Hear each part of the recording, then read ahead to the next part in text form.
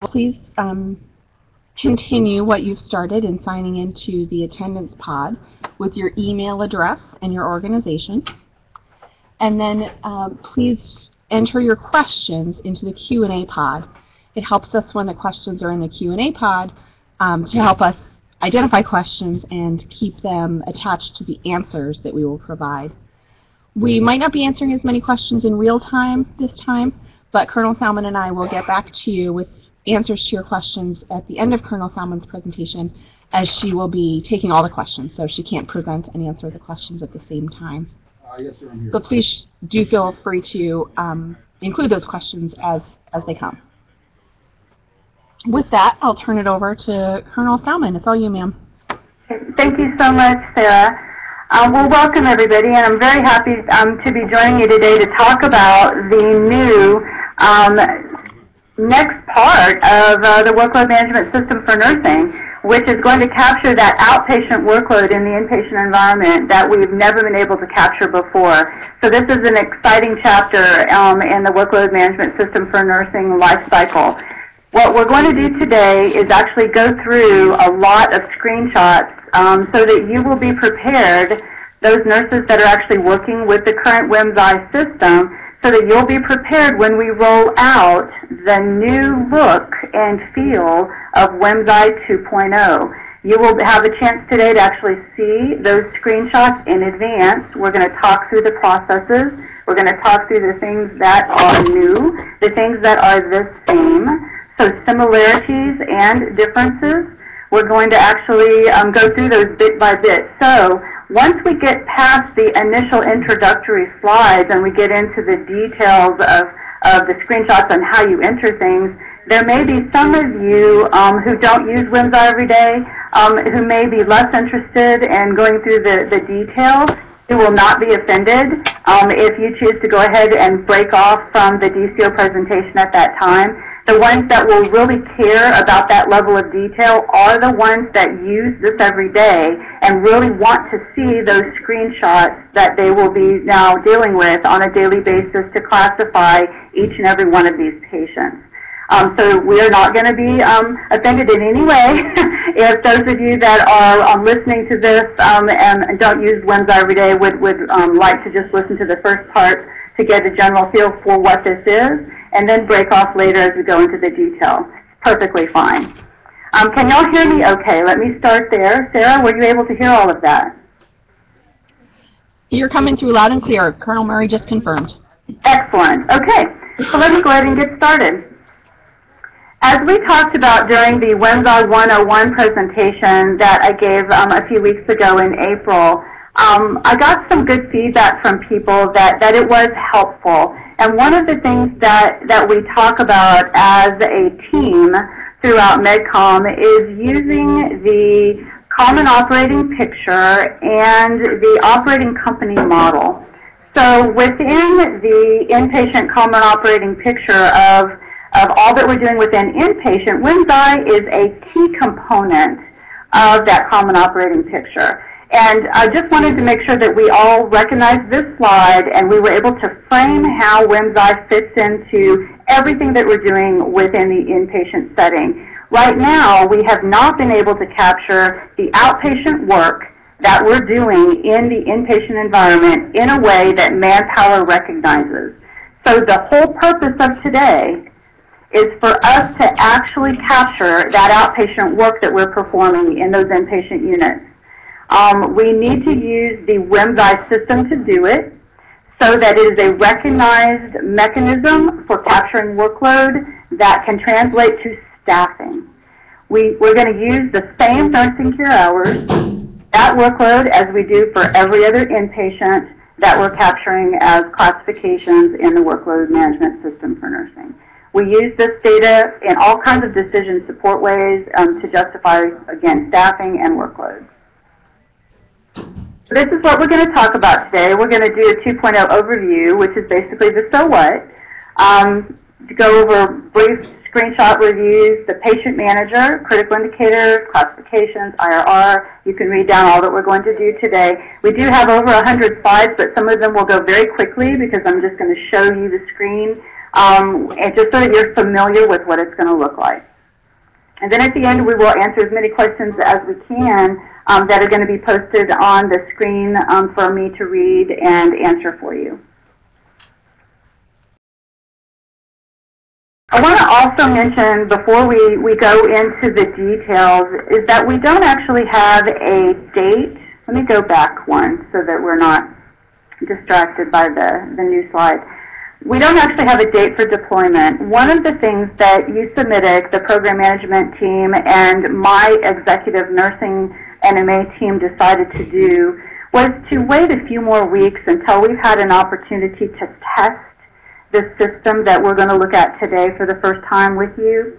We have a few things still outstanding. For example, when we get to the slide on inpatient, the outpatient part of the inter-rater reliability, we haven't even got that to show you yet. So the outpatient part of the inter-rater reliability is a key component to making sure that we have valid and reliable data. So we need to fix that. We need to have that built. We need to test the accuracy of the data still. We need to complete all the reports and make sure that they are all including the outpatient pieces first. And once we're done with all of that validation and we feel comfortable that this system is ready, then we will deploy it to you.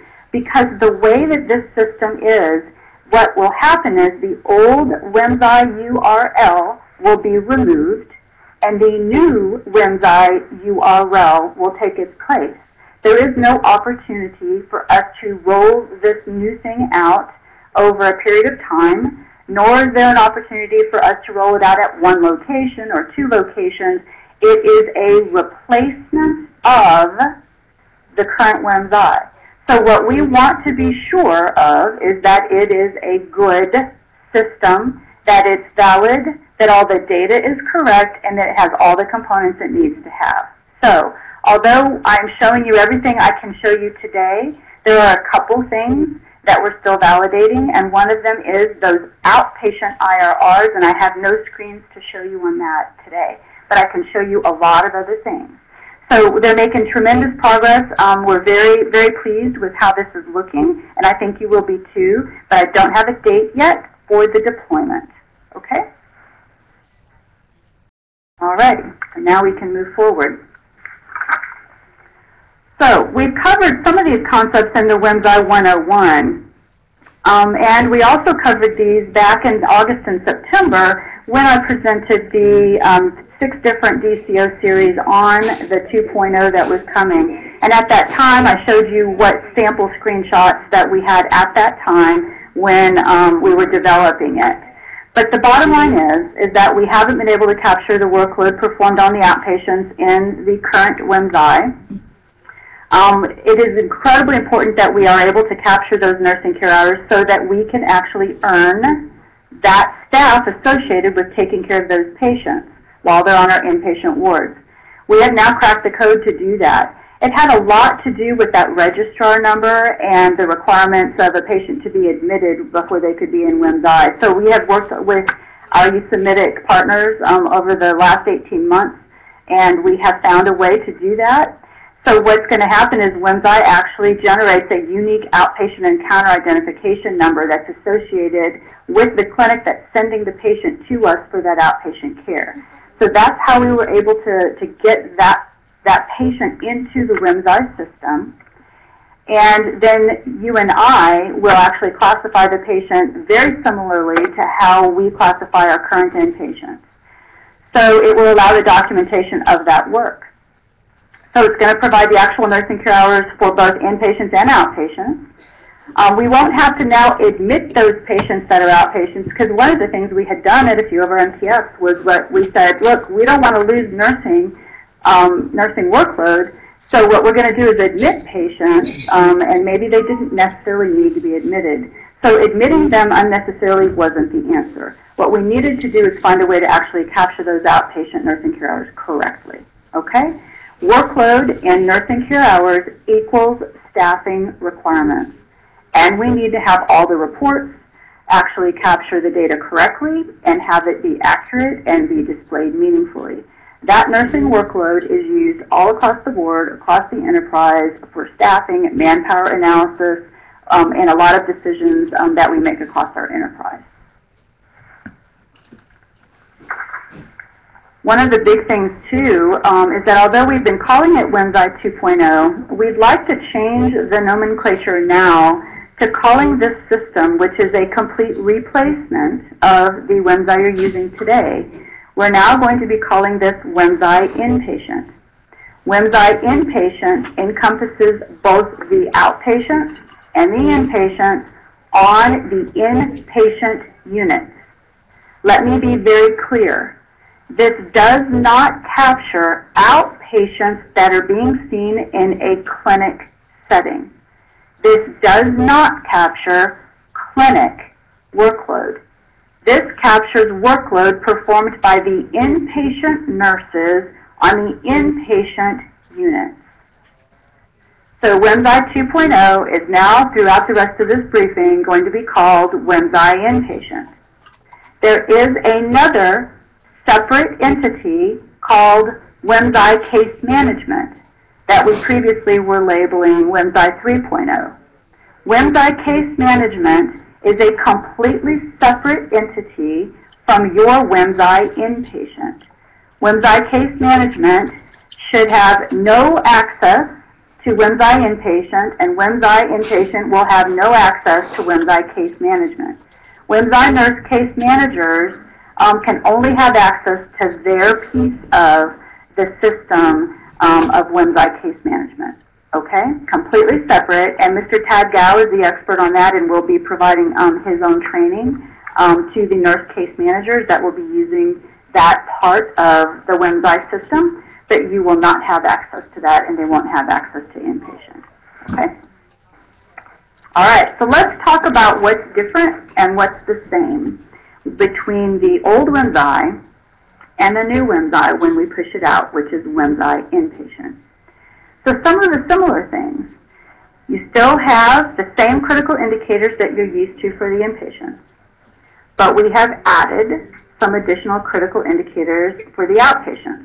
There are some things that were unique to outpatients that we needed to add. So instead of a 24-hour stay for inpatients, some of the critical indicators for outpatients needed to be changed to hourly long indicators because the outpatients might only be there 4 hours or 6 hours or 8 hours, and therefore we had to translate some of those critical indicators that were originally for inpatients based on the 24-hour period to an hourly period for outpatients. That's what's different about critical indicators. What's different about the indirect care multiplier? In the inpatient, it stays the same for inpatients. Your indirect care multiplier is added behind the scenes after you finish your classification and you hit complete. So as you're going through your classification, it's going to add up all of your minutes or your hours for your nursing care hours, and then it's going to add your indirect care multiplier to get you a total. While you're putting in an outpatient in your WMSNi Inpatient, it is going to actually include the indirect care multiplier at that time to the total. So if you put in a vital sign, it is the same amount of nursing care hours for vital signs for inpatient as it is for an outpatient, but under the outpatient classification, it might look a little higher because we've already added the indirect care multiplier to it. I'm just letting you know that because some of y'all are just like me and you look at the data and you probably are wondering why it looks a little different. It's the same amount of minutes. So say, for example, you start an IV, it's still 13.9 minutes to start an IV. But if on an outpatient, you're going to have the indirect care multiplier added to it, so it might read something like, I don't know, 16. I don't have my math in front of me. But it was still going to be the same amount of value, okay? Under classifications, the classifications are going to be done a little differently. In inpatients today, classifications are actually taken a snapshot of, or the computer goes through and captures 3 times a day what's entered into the system as a complete classification. So the system goes through 3 times a day, and it captures those classifications to give you a 3 times a day total.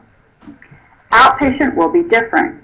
outpatients, you do not have to wait or worry about a snapshot.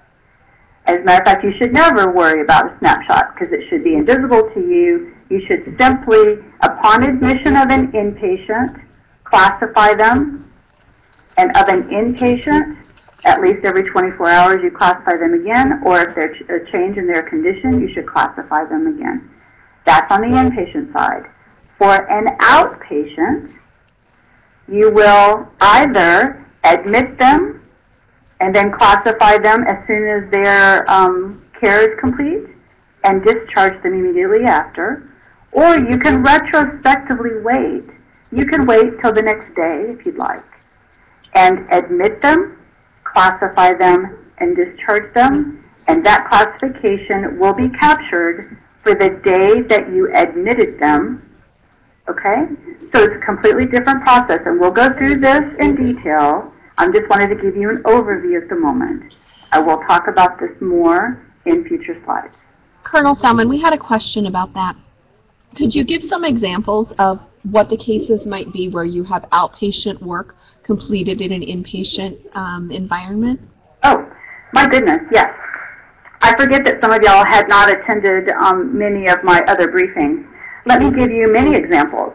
For example, we have ambulatory procedure visits of 12-hour stays on an inpatient ward that are outpatients, and we have not been able to get any workload staffing credit for those patients. We have observation patients up to 2359 that we do not capture in WMSNi, therefore have not been able to get staffing for. We have blood transfusions on Saturdays that take 6 hours that we get no credit for on the inpatient units because it's an outpatient. We have post-anesthesia care that occurs on our ICUs once the PACU is closed, that they go home afterwards, and we get no credit for that post-anesthesia care. We have IV hydrations when the pediatric clinic closes, and they send them upstairs for 4 more hours of IV hydration. The upstairs people, which is me and the rest of our inpatient colleagues, will get no workload credit for those outpatients that are up on the inpatient wards receiving all of that nursing care. WMSNi 2.0, it will be the first time that we have been able to actually get workload credit in order to earn staffing for all of that work that we've been doing for the outpatient clinics on our inpatient wards. Does that answer the question? I won't know for a couple minutes, but I imagine it does. Mr. Lauer, please let us know if you have follow-on questions. Okay, there's multiple examples of that, and we could go into massive detail, but it's a huge amount of work that we're doing on a daily basis. And labor and delivery is another big place where we do lots of outpatient work and don't receive any workload credit in WMSNi to receive staffing. Okay, so let's move to some more points about similarities and differences. In the reports, most of them are going to look very similar to you. But we're going to have added outpatient columns or outpatient rows or outpatient elements. Some of the processes will be very similar. There will be very little change in many of the processes for reporting and scheduling and that kind of thing. The outpatient and inpatient processes for admission, transfer, and discharge are both going to be a little different.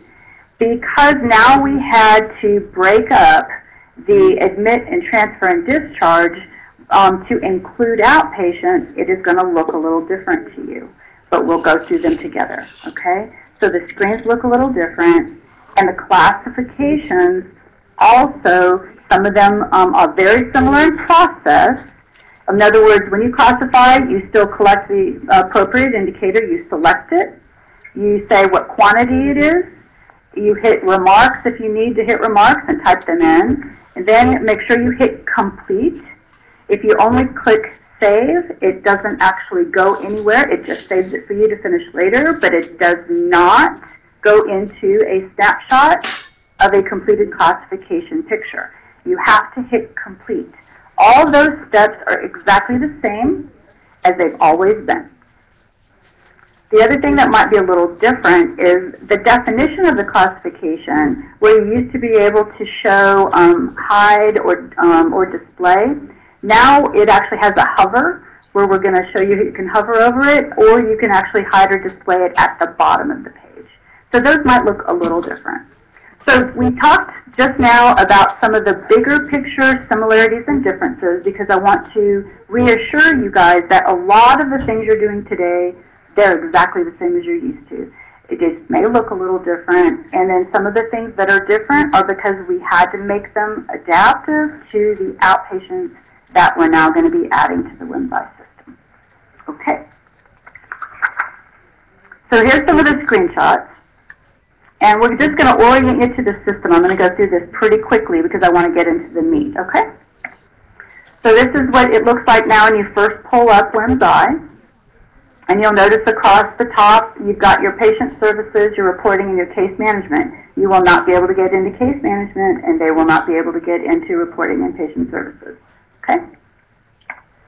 This is the WMSNi screen. It should look relatively the same. This is the organization manager, and you'll notice along the left is all the normal regional medical commands. And by the way, where it talks about the X-test regional medical command on the bottom left, I've had many folks ask that we have a test medical command /MTF /ward for people to actually practice on. I have asked USemitic to provide that to us. I'm hoping that that will be rolled out when we roll this out, so that you can practice on a test location without affecting any of your real patients, so that those of you can get a comfort for playing within the system without hurting anything. And so that is what I'm hoping we'll see when it actually rolls out, okay? So this is what this one looks like. Here's a picture of Authentication Manager. You guys will not see this. This is something that the help desk does when they authenticate a CAC card. This is the Personnel Manager. Very few of you see this as well. This is like your CNOICs and leadership. This is to make sure you know who is actively on your ward, who is in transit from one location to another, and who has been separated from the system so that we no longer have extra people in the WMSNi system that don't need to be there. Role authorization is important. Your CNOIC needs to tell us who is an RN, who is an experienced RN classifier, who has just read-only privileges, that kind of thing, okay? This is your schedule. Again, this is the shift that you're used to, your normal shift. This is what it will look like. Your shift editor looks pretty much the same, hopefully, that you're used to. Patient Manager, this is the one you're going to spend a lot of time in that we're going to go through today. How to edit, how to put in a new encounter, which is what we're calling it. It's not just admission anymore. It's a new encounter because it could be an inpatient or an outpatient. Then we have a transfer and discharge tabs that we'll talk about. This is what the new classification manager looks like. It does look different than what you're used to. And we'll talk about that in detail when we get to those sections.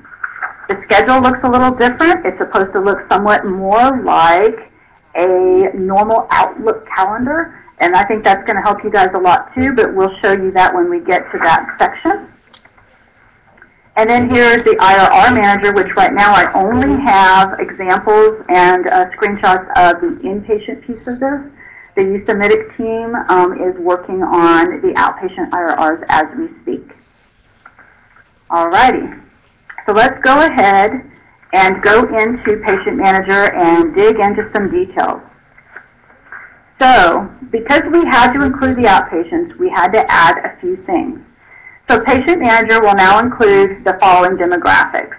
If a patient is an inpatient, CHCS will still automatically send your inpatient registrar number over to WMSNi. If it's an outpatient, though, WMSNi has to generate that. So you will have to put in the patient's information in order for that to occur.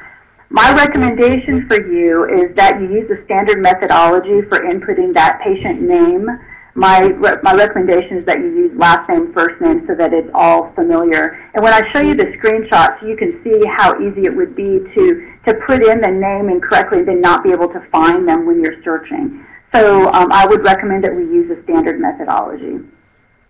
And the other thing that I need to really point out to you is the admission, transfer, discharge date and time. It is going to be critical on your outpatients that you input the actual admission date and time correctly, and discharge date and time correctly, because we will be gathering that data to look at the length of stays on your unit for outpatients.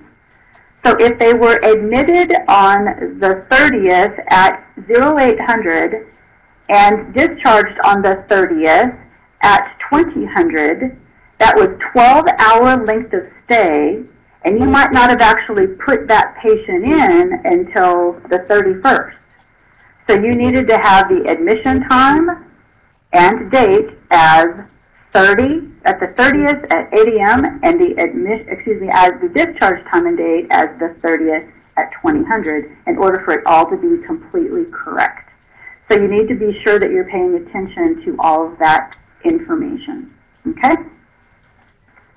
So the patient manager is the key part to making sure that you have all of the information correct, since you guys will be putting in the outpatient information. There's nothing else that we could do from a CHCS perspective to get the information in to the patient manager for the outpatient. So we talked about this at our DCOs in August and September, and let me recap just a little bit. When you select patient manager, this is what it's going to look like. And so as you put it in, you need this information. And the reason for, let me go to the next one. Yep. So we're going to talk about the outpatient. So let me recap. Your provider who sends you the outpatient needs to provide you certain basic information. You need to either have a hard copy order sheet with the clinic who's sending that patient to you and the doctor's orders that are signed by the physician. You need to have the patient's name. You need to have all the orders, of course, that you would normally get for this outpatient anyway. And you need to have that basic set of information, okay? Then you also can look at other avenues of that information. Some of the providers actually put these outpatients in Alta, and then you get that information through Alta. Some of these providers put their outpatients that they send to you into Centris, like APVs and stuff might be in Centris, and so then you need to get that information from Centris. But there are some key pieces of information that you need, and one of them is the clinic that sent the patient to you is key. So first of all, let's go through this and you'll see what I mean. You're going to start here and select New Encounter Information. And when you hit patient type, it's going to give you a choice. Is this an inpatient or an outpatient? So this is an inpatient. The inpatient comes in just like normal. It's going to be generated by PAD. Now, outpatient, if you click outpatient, you're going to have to tell the system which clinic sent this patient to you. Each of your MTFs is going to be populated with the clinics associated with your MTF. So you should be able to scroll down and pick the clinic. So say, for example, in this one it was the general surgery clinic, the BBAA, that sent this patient to you. You can either scroll down and select it, or it has a MEPRS filter that you could actually type in if you remember, general surgery, you remember BB something, and it'll filter it for you. Okay, so you select it either way. And then, so if you'll notice the second bullet to the top where it says patient number now, it is a uniquely generated number that's been generated from WMSNi related to the BBAA that you selected. So this is a outpatient encounter number uniquely generated by WMSNi for this encounter, for this patient that you're actually inputting, okay? And then here's the patient name that you've already typed. Here's their date of birth that you've typed. Demographics, she was, casualty status none. You would come up here to start date, start time, make sure those are filled in completely. This is just the information that you have to complete, okay? They'll have drop-down menus that'll help you out. Tell them what type of patient it is. And then it'll tell you, yes, you have admitted them. And a dialog box will come up and say, you were successful, which is very good news. Then you can look back at your screen for your unit, and you can look at your classification screen and your patient manager screen to see who all is on your ward, and you'll see that there's now a blend of outpatients, which look different. Remember, they've got the BBAAs or the BAKAs or the Bs whatevers in the longer encounter number now. And then you've got the normal registrar numbers for inpatients, okay? So that's how you'll know them apart, okay? So one of them looks typical, so you know that Cecil Ubeater is an inpatient, and you'll know that Sadie Utel is an outpatient, alrighty? Okay. So this is just how you transfer, and you transfer patients that are inpatient and patients that are outpatient the exact same way. So say you had an outpatient that started on the ICU for a post-anesthesia recovery, and they spent 3 hours there, and then they needed to spend just another 3 or 4 hours on med-surg for some unknown reason, and you had to transfer them there to finish their recovery because they hadn't been able to ambulate in and have a successful void. So that's what you do, and you transfer them, and then they receive that patient, and they classify them there as a transfer. This is how you would transfer them from one place to another. You actually click over here, and it gives you the transfer ward choices, and then you pick the choice that's correct, and then you hit that they were transferred, and they get transferred. And the same thing for discharge. You select the patient to be discharged, you click the correct discharge date and time, and the actual, then you click to actually discharge the patient, and you get a confirmation that Pebbles Bedrock has been discharged. So some of those are relatively similar processes, okay? And then you can confirm that they were discharged by looking at patient manager to be sure that, that they've been discharged, okay? Alrighty, so let's look at some of the new critical indicators really quickly, and then we'll go into classifications using these critical indicators. When you look for critical indicators now, you're going to have 4 tabs. You're going to have general labs, outpatients, and psych. They're all going to look relatively similar. You still have your ADLs, you still have your teaching, you still have, you know, some of the same stuff that you're used to, all right? These are blown up, one on each side, so this isn't how the screen's actually going to look. We just wanted to give you a better picture for where everything was. You can select by critical indicator category. You can scroll down. When you have your critical indicator help box up, you can see how it takes up some of the page. So if you hit hide CI help, the column on the right is what you'll see. It'll give you more to pick from in one screen, so you don't have to scroll over as much. I think it's pretty helpful. And when you're in a particular location, you're not going to be able to access the others. Like, for example, if you're under general, you cannot access outpatient. If you're under outpatient, you cannot access general, because what we didn't want to happen was that you accidentally selected a 24-hour critical indicator that's only for inpatients when you are actually in an outpatient classification. So we streamlined every one of these to be appropriate for the patient type, okay? The only thing that might be a little different, and we did this on purpose, was to show you that there are a couple things in psych and general that you might need both in. So when you're in those areas, you might be able to click on both. All right. So this is what I talked about earlier. With a few of these things, we had to change per hour, that they were adapted to the hourly requirements of the outpatient, which is why you need to classify these outpatients after the fact.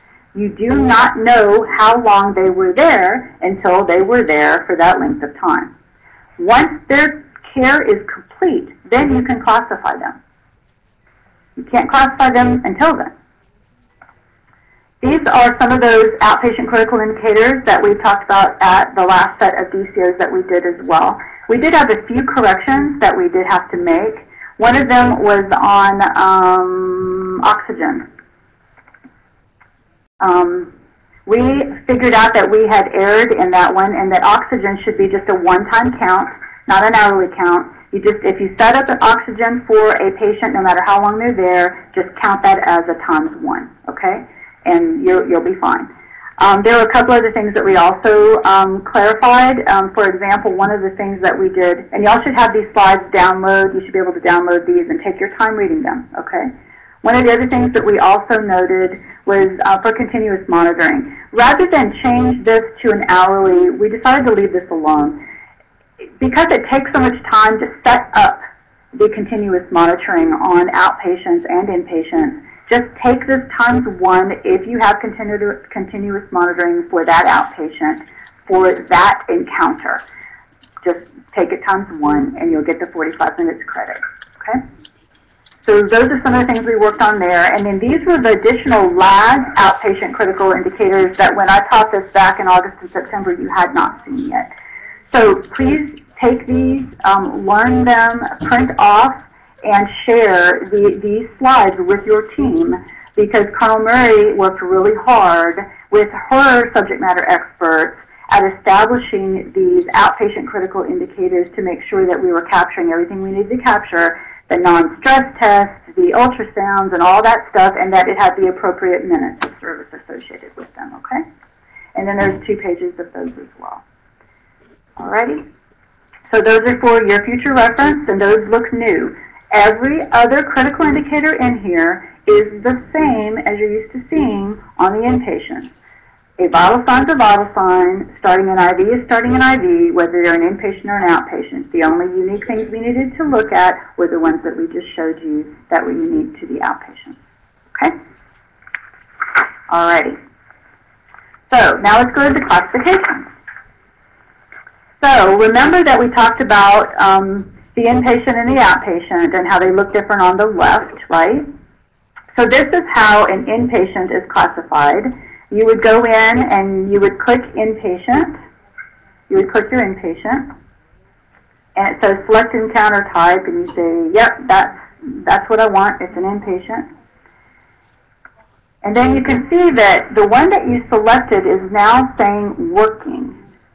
So say, for example, that patient had one completed the day before. These dates are not right, by the way. These are just test things that we did. So say your inpatient had had his last classification the day before, then you would see that up here, but you would not see the content of the classification. You would only see that he was last assessed on, say, 29 April. But today is 30 April, and now you are working on this classification. If you are another person coming into WMSNi, and you were wanting to look at this person on the left, it would say in progress. So someone knows that someone's actually working on this classification, okay? So now you're saying working. So you are working on this one. So you come over to the right and you select your different critical indicators for this particular person. Again, you can hide your critical indicator at the bottom, or you can go ahead and leave it up if you needed to see the definition there, and you can scroll down to see the entire definition, or you can hover over the NeuroCheck itself in that screen, and it will show for a few seconds the hover of the definition. It just wouldn't stay up there long enough for you to really be able to teach your new folks, the people that really needed definition education. So we had to include the additional critical indicator help at the bottom to make sure that everybody had access to the definitions, because that's so important. I get so many questions on whether something counts or doesn't count, and the most of the time, I would say 80% of the time it's answered if they would have read the definition. So definitions are key. Alrighty, so that got blown up. So this is the running tally. As you go through, it's going to give you the running tally of the services that you've selected in the center. That is a little different from what you're doing today. Today, you have to scroll all up and down to find the ones that you selected. In this particular new screen, what's going to happen is each time you select a critical indicator on the right, it's going to now show in this center. So you have a choice on how you want to handle your quantities and remarks. You can either select a critical indicator, go immediately to the center and change the quantity and add a remark. This is an example of how you would add a remark. You would click on teaching, you would click on remark, and then under remarks at the bottom, you see, you would write, diabetic teaching on foot care. and then click back on the center, and you're going to see a little, you see that little, looks like a little memo up at the top now under teaching where it says remarks. So if you wanted to know what remarks were in there, you would click on that. So as we leaders are looking at these in the classification reports, and as we pull up these to look at later to find out how you did and if you're accurately capturing things and what opportunities to improve that we see, and did you document the things that you were supposed to be documenting in those things that require documentation, like your additional teaching and your emotional support and some of those things. We can actually pull that up and see what remarks you put in. Okay? So you have a choice of either, let me go back to this one, either putting quantities in as you go and remarks as you go, or waiting until the end when you have all of your critical indicators on a list, and then going in and updating each of these quantities and each of these remarks once you have all of them there. This gives you an opportunity to review those critical indicators and say, did I catch them all? Do I have them all? Does this look like my complete list? Before you hit complete. Okay? So that's the benefit of how this new screen is going to look to you. All right, now remember, this is important. This screen shows you, look, if you hit save, which is the little computer disk, it doesn't do anything or go anywhere. All it's going to do is save it for you to come back to later. It did not classify your patient. You have to hit the little check mark for it to be complete, for it to be a classification that is complete. Once you hit complete, then it got sent to the system, and we see it as a finished classification that you have now earned nursing care hours for. If you don't hit complete, it didn't do anything. Making sure we're all clear on that. Okay? Crystal clear. All right. An outpatient is going to be very similar. So now we've selected an outpatient, and it says outpatient, and it's working. And the patient is up at the top. So this is to be fit. To be fit. We came up with all kinds of inventive names, didn't we? It says it's an outpatient, and you're working it, and you would go in and you would select your outpatient, because now everything else is grayed out. Because you selected outpatient, your outpatient tab is now what's available on the right. It's grayed out everywhere else. So you cannot accidentally select a 24-hour activity of daily living. You can only select the ones that are now per hour. So as you select your dressing change or your whatever, the indirect care multiplier is already added to the nursing care hour totals that you're going to see on the left, which is what's different about outpatient from inpatient. Okay. Again, it just tells you that it's the same kind of thing, but remember that your quantity now for outpatients on those things that require hourly, you've got to put how many hours they were there. So in your activities of daily living, when you choose one of those, say, for example, it was care age 5 or less infant and toddler. If they were there for 12 hours, your quantity would be 12, because you're going to get hourly credit for that care, for those activities of daily living. What I'm trying to be sure of over this next few weeks is that under the description, it tells you guys, count this one hourly for every hour this patient was there. I want to make that crystal clear. So I'm really trying to be making sure that over the next few weeks, as we validate and verify and make sure this is good for you, that we remind you at every turn about those hourly requirements to let us know exactly how long they were there. Okay? All right. Inter-rater reliability, we talked about outpatient still under construction. But when you're doing your inpatient inter-rater reliability, you have to go in.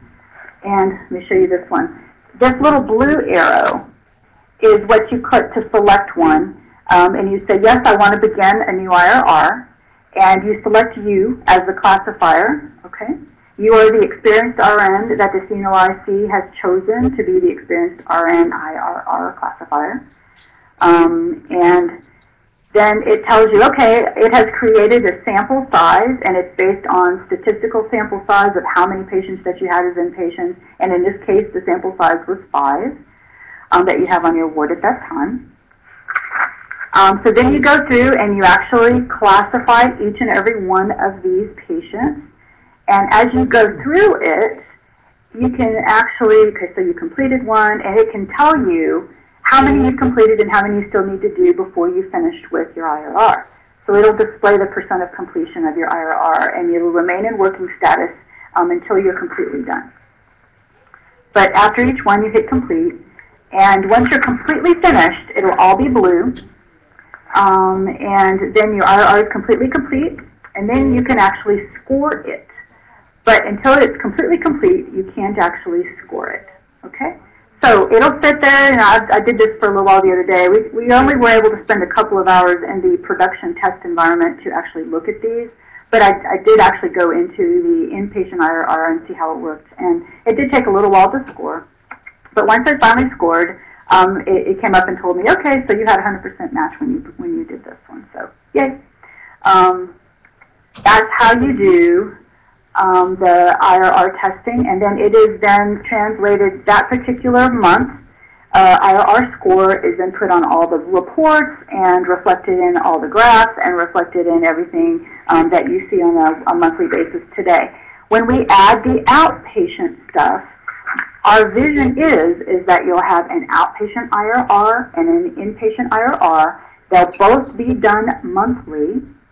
But the outpatient IRR will be retrospective based on the outpatients that you have input over the month.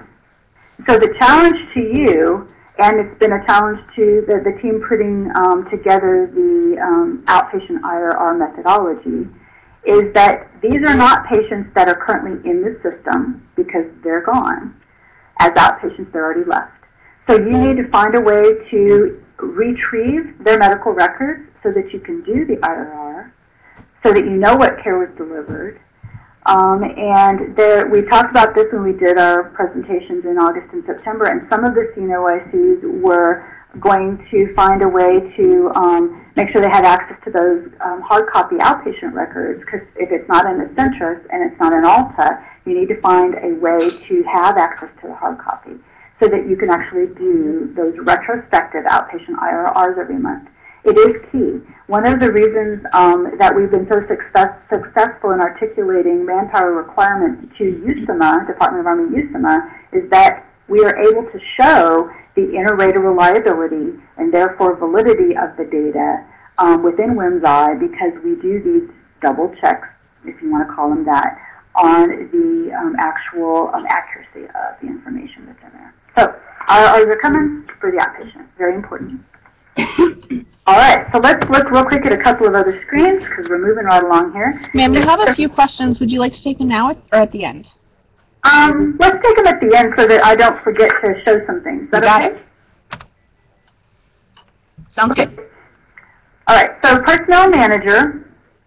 These are just some screenshots to make sure that you guys have a chance to see them. The biggest thing to remind you about these is to look through your personnel roster. Be sure that you don't have duplicates. For example, some people will be in there 3 or 4 times with just different emails or different spellings of their name or something. Please be sure that that doesn't happen. It just confuses the system.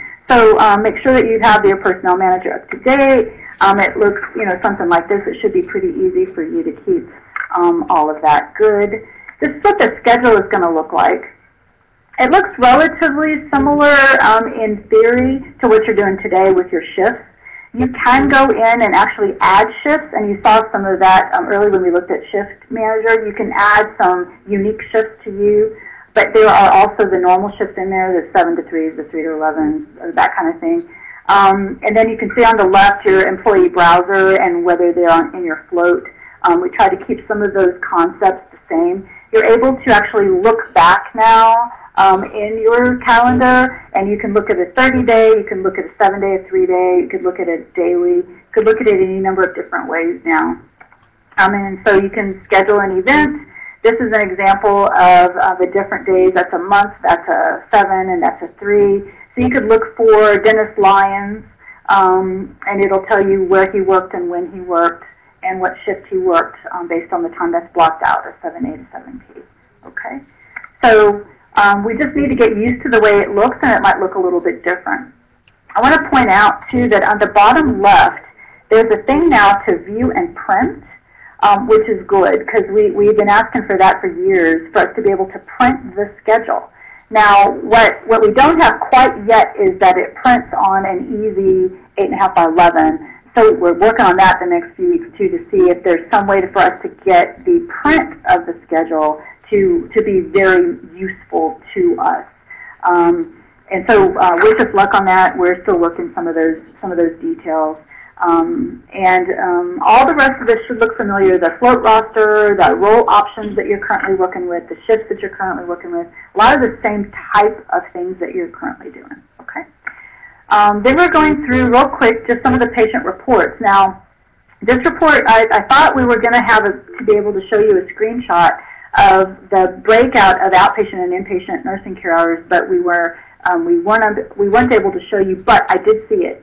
So here under my capacity cube that we use for analysis, we were able to show the outpatient nursing care hours on a unit generated that month and the inpatient nursing care hours on a unit generated that month. So, and then you could see them together, so a total and separate. So what's good about that is, yes, we'll add them all up together to get your total staff requirements that USIMA will now accept to give us our total staffing requirements, but we can also show how much of it was outpatient and how much of it was inpatient, because there's many analyses that we need to do for that so that we can show the two different types, okay? These are just some other inpatient reports that are now going to show the different outpatient and inpatients that will be added. The 24-hour report is one that I wanted to show you. Where did I put that? Ah, here we go. So the 24-hour report, here's the thing about the 24-hour report in the outpatients. We're trying to struggle with this. So if you have an outpatient on your ward and you have put them in, but you haven't classified them yet because you don't know what exactly you've done for them, and they haven't ended their stay, so you can't say their length of stay yet. They will show here in your volume as a 1, but your average stay in hours, it can't know yet over here on the far right. So what's going to end up happening is that probably the valuable part of your outpatients is really going to be reflected in your monthly summary. You're probably not going to have a daily value to those outpatients for staffing because you can't put them in advance. You can't prospectively anticipate them. They are retrospectively entered after the fact. So capturing that workload after the fact is incredibly valuable. Your monthly reports will show that incredibly valuable information. Your annual reports, your total nursing care hours earned for the month, for the year, and your staffing that you've earned based on that outpatient care, definitely value added. What I don't think is we're going to be able to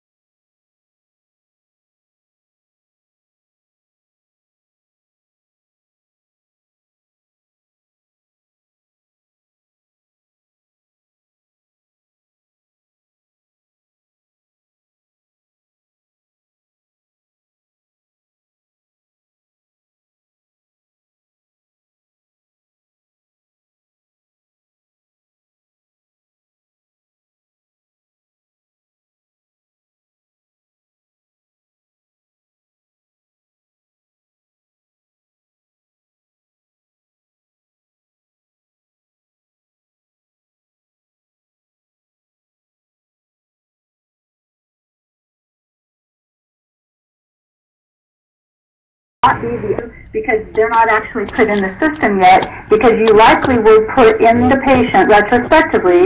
You will probably admit them as an outpatient, classify them, and then discharge them. Remember, you can do that at any time following that encounter up to 30 days. So say the patient was an outpatient on the 8th of April, and they came in at 6 a.m. and they left at 6 p.m. You would admit the patient, say it was the 15th of April, and you decided to put them in for the 8th of April.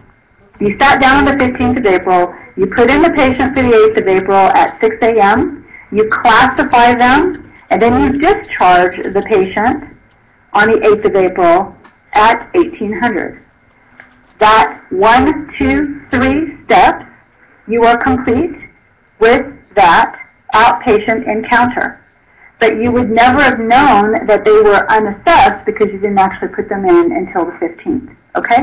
So we need to have a way internally for each of your units to know which outpatients still need to be put in. Okay? So I'm encouraging you to think about that, whether you have a log or some sort of a spreadsheet or a file. However you want to do that, please do. Okay? We'll talk through that as we go over the next few weeks as well. All right, so let's go ahead and continue through some other examples of some of the reports just to give you an idea that the outpatient is blended with inpatient to show your monthly full-time requirements, your monthly stuff. So we're going to finish the slide so I can get to the questions because there are quite a few really good questions that I'm going to cover. Can you hear me okay? Hopefully. All right.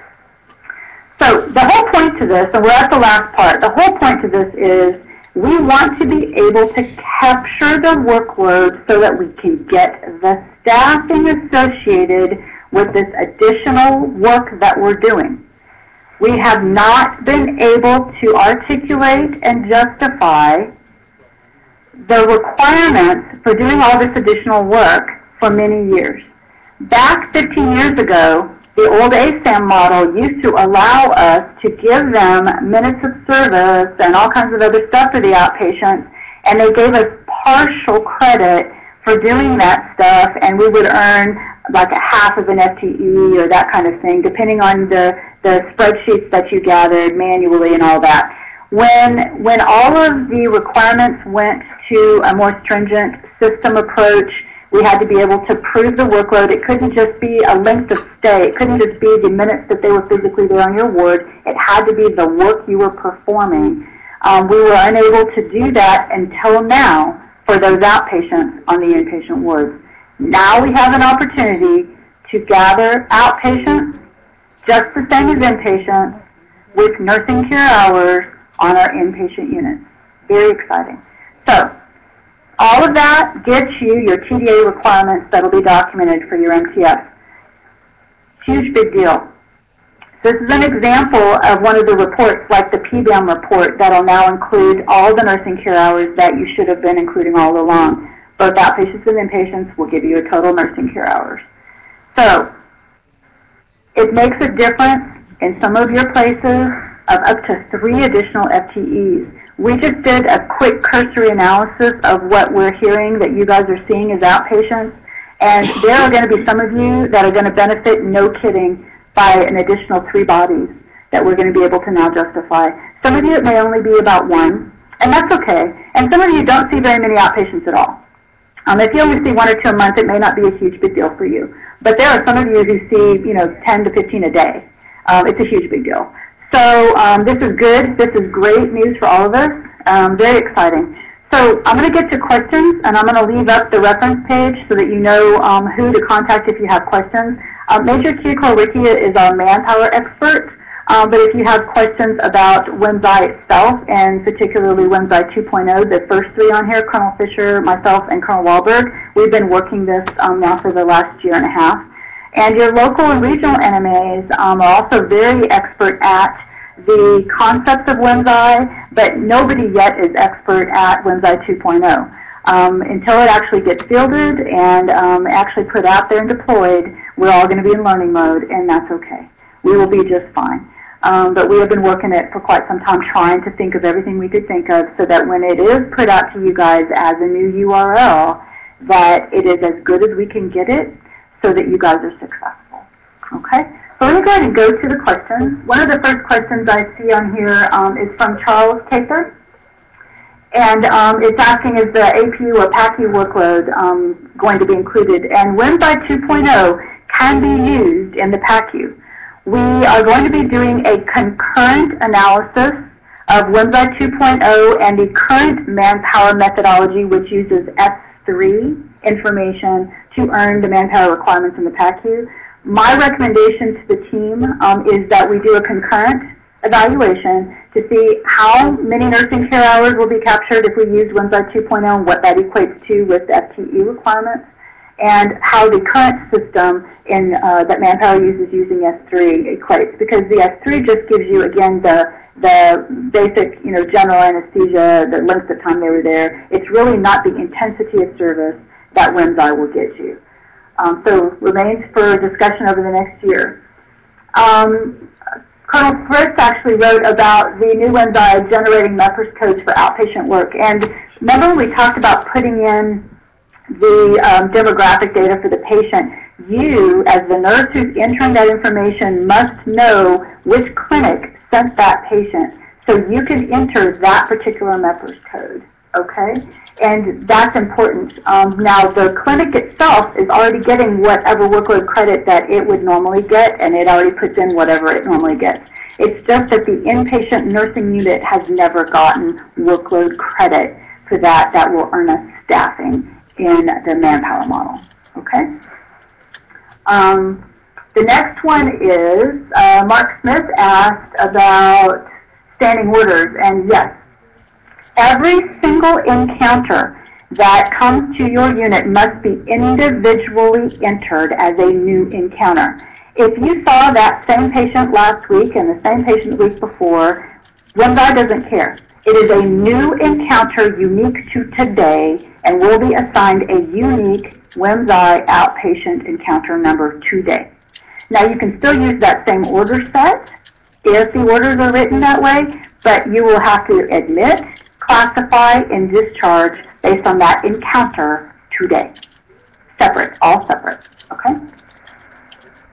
Next one, will it have the ability to preload? Not necessary, because outpatients have to be done retrospectively anyway. Doing that brief admit before you classify and then you discharge, really not all that important for you to do it beforehand. I would just wait and do it in a step 1, step 2, step 3 fashion. I wouldn't worry about preloading, okay? Major Rosenbaum, oh, yeah, she likes it. Let's see, Captain Green, do you know approximately when the case management module? Case management module is dependent upon the deployment of the inpatient module. So when the inpatient URL is replacing the original WMSNi URL, at that time, the case management will be available. My understanding is that Mr. Gao is planning a very controlled rollout of his particular module, and it will only be a few places that get it at first until he sees how everything goes. But he is better able to explain that to you, and he should answer that. So if you would have any questions about the case management module, please ask Mr. Tad Gao, who is the case management consultant and very, very good, and he'll answer anything that you might want to know. No, we have no way right now to get WMSNi data to read DEMRSI or DEMRSI to read WMSNi. It is a dream of ours. I have been dreaming that for years. At this time, it does not and will not marry or correlate or match up in any way, nor will it match up to a Centris, which is another dream. Wouldn't it be nice if they could put something into Centris and have it automatically map over to something in WMSNi and the other systems as well? Someday we'll get there, but we're not there yet.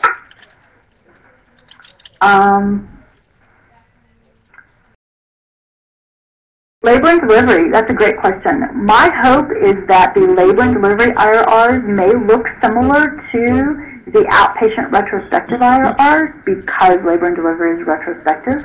What I'm hoping to do over the next few weeks as I continue to work with you, Semitic, and the rest of the NMA team, and Cromer, I'd love your help, think through how that could apply and what we need to do to make sure that we've thought through the processes for labor and delivery retrospective IRRs, and is that process similar to the outpatient IRR retrospective, and if so, yay, then maybe we can adapt that to meet the needs of labor and delivery as well.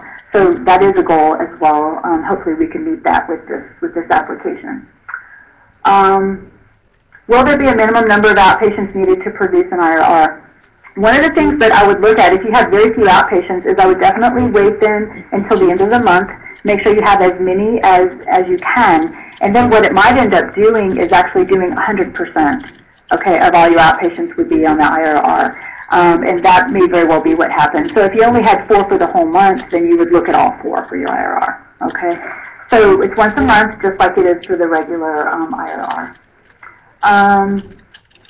So Carl Smith is asking how far back can we look at the schedule, and I believe we've asked for 72 hours, but that's one of the things I haven't been able to verify yet, and that would be limited to only the CNOIC and the NCOIC having the capability of going back into the schedule at all. You can't have every staff member going in and changing the schedule around. However, the leadership might very well have had a need to go back, say it was over a weekend, to adapt the schedule to reflect the reality of the situation. Somebody called in sick, whatever. So we're asking for that, and I haven't been able to validate that because I've not been in the system to look at that. They haven't allowed me access for very many hours to look at all those details, which is another reason why we're waiting to actually roll this out until we can spend a few more hours in the system over the next few weeks. Roles and responsibilities, they may very well change. One of the things we've noticed is that we need to tighten up who has access to what, who has read-only access versus who can actually change things within the system. We are looking at those roles and responsibilities very carefully. You'd be surprised at how many people actually have access to some really high-level reports and things as well. And if you don't know how to pull a report and you don't know all the different pieces and nuances and how exactly to do it, if you just provided a piece of the information, even though you mean well, you think that it's something that WMSNi just told you. Well, I got it from WMSNi is what I hear people say. Well, I got it from WMSNi, but it was only maybe a half of the information that you didn't know. It's scary. So we're probably going to be limiting some of those higher level report capabilities. We're going to be limiting the schedule, making sure that people don't go in and hurt you by changing the schedule without the leadership's authorization. We will be looking at those roles and responsibilities very carefully, because remember, the classification is the RN responsibility. Transferring an outpatient to an inpatient. Okay, there is no such a thing. If you have an outpatient today, you would finish the encounter and you would discharge them as an outpatient. And then PAD would admit them as an inpatient under a whole new inpatient registrar number. And you would then classify that patient now as an inpatient completely new. An outpatient encounter is completely separate from an inpatient. If an inpatient gets admitted, you would complete and finalize that outpatient encounter. You are done, finished, complete, and you would begin anew the inpatient visit. Okay? Make sure y'all get that point. There is no crossing over.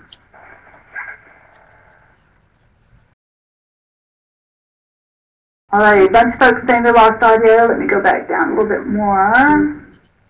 And yes, the video will be available for us to watch at any time. So those of you that have night shift and that folks that work evenings and holidays and weekends, etc., that haven't been able to participate today, they can watch it at any time. Patients with multiple encounters throughout the day with lab checks. What I would do for that one is I would retrospectively input that and put, lab checks ×3. Okay? But a lab check isn't going to earn you very much because you're not going to take admit as an outpatient credit for that person because you're really not doing anything but taken a lab. So we need to be careful we watch those and that we critically think how much work effort was really in that one if it was just a lab draw. And maybe all that person got credit for was lab draws times 3. Okay, not a whole lot of nursing care hours would have been earned for that particular patient that day. Oh, labor checks. Yes, so sorry about that. So you actually meant labor checks. I just missed that. Yes, for labor checks, same thing for that one. I would retrospectively input it, and you would include all the critical indicators that were appropriate then for that day, including the 3 or 4 different labor checks that you did, but you would put it in after the fact so that you would have the full picture of what you did for that outpatient encounter for that day. Should we wait for a certain amount of time after entering an outpatient classification? Okay. I asked that question specifically, Captain Green, and I told y'all at the beginning during the similarities and differences, so let me recap. The inpatient classifications are captured in a snapshot. The outpatient classifications are not. The outpatient classifications are not captured in a snapshot. The outpatient classifications are captured at the moment you submit them, period. You can admit, classify, and discharge within minutes of each other for an outpatient, and that classification will be captured. I have been assured that that's how this works from the expert at USubmit It.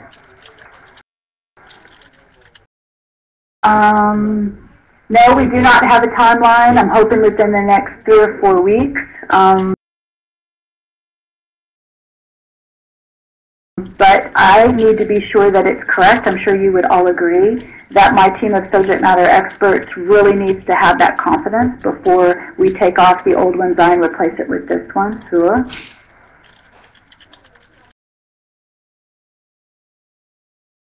Right, case managers, the outpatient case managers will not be able to look at the inpatient WMSNi at all.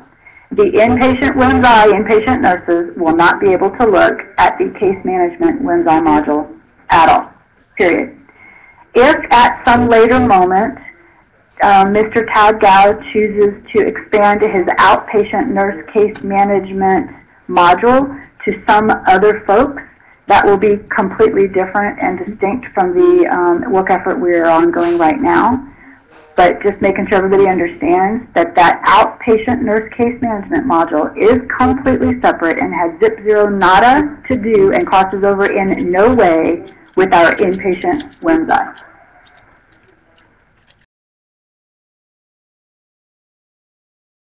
So Colonel Allarding asked me if we're going to be looking at the PACU and compare. That's my goal, Jeff, is that we actually do WMSNi 2.0 and the current system of gathering S3 information, which we have to do anyway, remember. We still have to gather S3 information no matter what anyhow. But I think, yes, we should absolutely do both and see which one of them gives us in the manpower models the nurses that we need, and then work with manpower to see which one we would select then to pitch to the USIMA, Department of Army USIMA, as our manpower model for that particular location.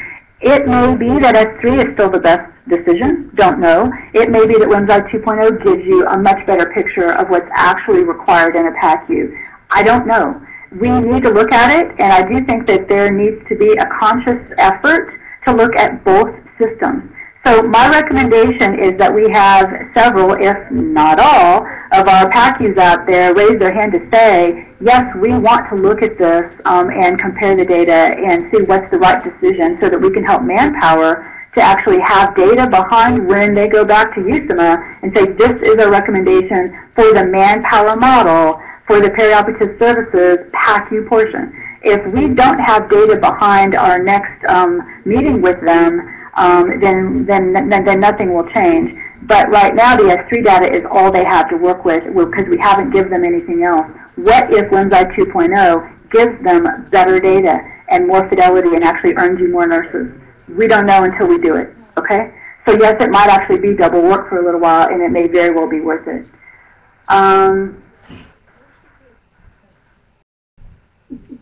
Yep. Capture same-day surgery, phase 2, and discharge, exactly. Yep. So again, what things that are appropriate under the WMSNi 2.0? Yes, agreed. How far back in time can you go? Okay, for outpatients, remember it has to be 30 days.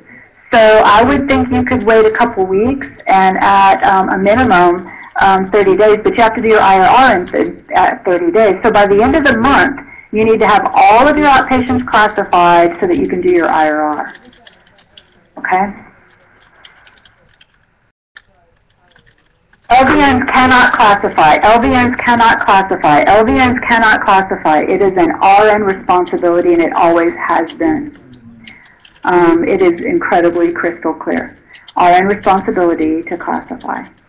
Now, in the past, what we've done is the RNs have actually filled out paper forms, and they have allowed a work clerk to enter data as data entry, but it has still always been the RN responsibility to classify a patient.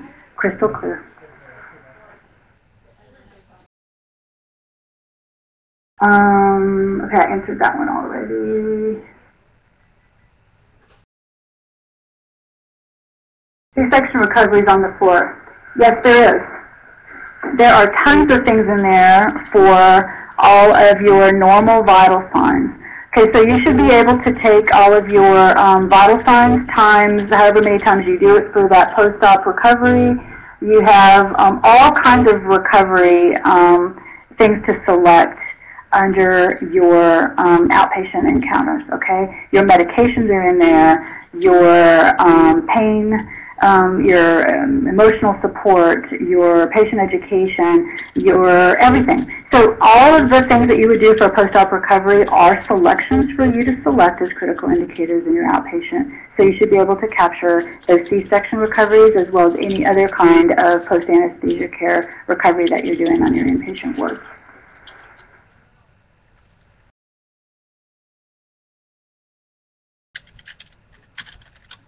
And they're asking a little bit more about recoveries. I wish I were a PACU expert, and I'm absolutely not. But I'm thinking that there is opportunity here for WMSNi 2.0 to be applicable throughout that entire area. Remember, we used WMSNi there. It was just used in a different module, and at that time we could only capture a very generic, either it was general anesthesia or local anesthesia, and it was only worth so many minutes per. Remember that? It was not real useful. So the concepts, though, are sound in that it is similar to what the inpatient nurses do. It's an intense type of care. I don't see any reason why it can't be applicable. I think we just need to sit down with some subject matter experts and really think it through, which is why we need to look at this over the next year. I do think there's applicability to the PACU and WMSNi 2.0. I absolutely do. All right, I think I've captured all the ones that I've seen in there.